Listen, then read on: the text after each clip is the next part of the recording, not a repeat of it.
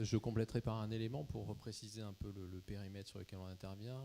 Les PME, PMI, il faut savoir qu'aujourd'hui, avec l'avènement des outils sociaux, on se rend compte que beaucoup de nos clients n'ont pas la capacité technique à suivre l'évolution technologique. Et c'est un élément important, M. Lavigne l'a cité, en décrivant son architecture Lotus comme ancienne, on se rend compte que beaucoup de clients sont dans ce contexte-là. Comment faire évoluer cette informatique sans consommer trop d'argent, trop de budget, en sachant que l'objectif, ça reste quand même de travailler sur le métier. Donc le déclencheur, bien évidemment, c'est le ROI, le calcul des coûts, qui est bien plus facile à gérer sur les offres cloud, mais c'est aussi la modernisation de l'infrastructure. C'est de se dire, demain, je vais être capable à des besoins qui ne sont peut-être pas encore exprimés dans mon entreprise, ou pour certaines entreprises qui commencent à poindre, la partie collaboration à l'intérieur, mais aussi à l'extérieur de l'entreprise, la partie conférence web, donc c'est aussi un élément important.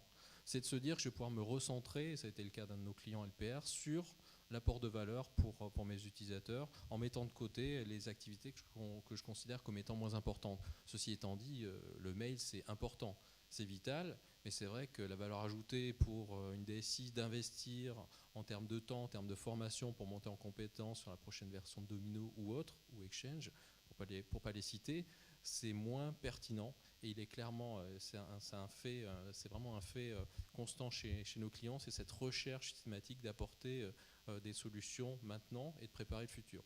Et l'autre élément clé, c'est de se dire, on ne veut pas non plus tout changer parce que les projets de type on rase tout et on recommence dans le cloud sont quand même complexes à mettre en œuvre. Et la notion d'hybride est un élément aussi important dans l'offre, et fort heureusement dans l'offre IBM pour laquelle on est partenaire, c'est de se dire je vais pouvoir avancer à mon rythme, et je vais pouvoir intégrer l'existant et commencer avec mes pilotes, commencer avec mes utilisateurs pour les basculer au fur et à mesure et ensuite voir l'emprise sur mon SI. Je vais quand même répondre sur la bonne pratique. Oui. Choisir le bon partenaire, c'est un élément clé. S'il s'agit de synergie, partenaire certifié bien sûr, ou IC, c'est un point important. L'autre élément, c'est ne pas de considérer le cloud. Alors le cloud, c'est un peu réducteur. On est plutôt positionné au travers de cette discussion sur une offre SaaS, mais bien positionner ces offres-là au sein du SI. Ça doit être traité avec la DSI parce qu'il y a des problématiques réseau. C'est pas neutre. Quand on parle de l'externalisation de la messagerie, il faut savoir qu'aujourd'hui, le flux, le message que vous transmettez à votre collègue, au lieu de passer par le réseau local, il passe par le réseau Internet. Donc il y a une notion de sécurisation qui est importante à traiter.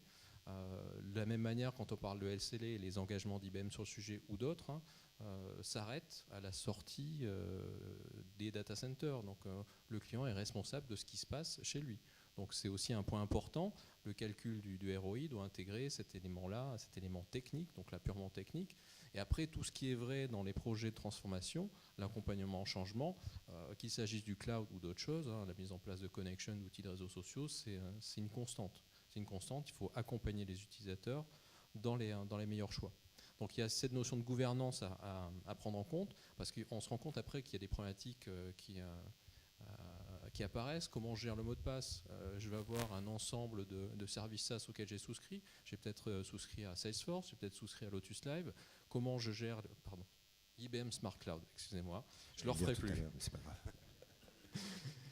Comment je gère l'unité d'accès? Et ce point-là, c'est encore un point technique qui fait appel au DSI, parce que sinon, on va se retrouver dans quelques temps à laisser les robinets ouverts. On aime bien ce terme-là aujourd'hui dans les différentes tables rondes, mais avec de multiples identités à gérer, de multiples mots de passe, et ça, c'est un point extrêmement important. Il faut que ça soit cohérent et intégré au système d'information. On parle beaucoup de portail, c'est un point qui était mis en place chez pas mal de nos clients. Comment je vais utiliser du contenu qui est maintenant à l'extérieur? Comment je l'intègre dans mon portail? Parce que la création de valeur, elle se fait non plus simplement dans le SI que je possède, qui est hébergé chez moi, mais dans un silo d'information qui est à l'extérieur. Donc la récupération de cette information. Et aussi un autre élément, c'est tenir compte des contraintes organisationnelles, réglementaires, induits par l'export d'informations hors des murs de l'entreprise.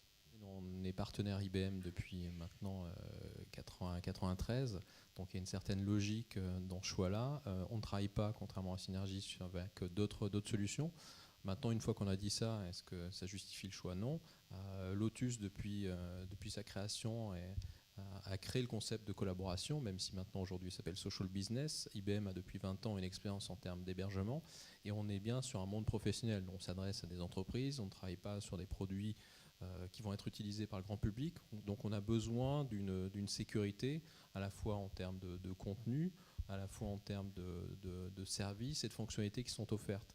Et ça représente aussi un élément important, ce que j'ai indiqué, le cloud n'est pas tout, c'est un élément important, ça va toucher 20% des entreprises françaises d'ici 2015, c'était les dernières informations que j'avais, ça veut dire que tout le reste doit rester cohérent. On parlait d'hybride, on a besoin de solutions qui s'intègrent avec l'existant. Et le point fort d'IBM Smart Cloud, c'est aussi cette capacité à consommer de l'information qui va rester dans les murs de l'entreprise et de les faire interagir ces différentes briques. Contrairement à ce qu'on peut avoir avec des pure players comme peut l'être Google. Donc assez souvent quand on est en face de Google ou de Microsoft, le point clé c'est la reprise de l'existant. Et si on prend le cas de Bonduelle ou de la PAV, chez qui on a signé un projet de transformation avec 7500 utilisateurs, c'était des utilisateurs existants Lotus, avec des versions disparates, mais il n'en reste pas moins que c'est assurer une cohérence, une convergence et proposer des services différents, tout en utilisant la même vision, puisque l'idée aussi, c'est d'avoir la vision Vulcan qui va dérouler au fur et à mesure et arriver dans le cloud sans être obligé de tout changer en termes d'infrastructure technique. Le seul travail de la DSI avec la com, avec la DRH, ça va être d'accompagner les changements.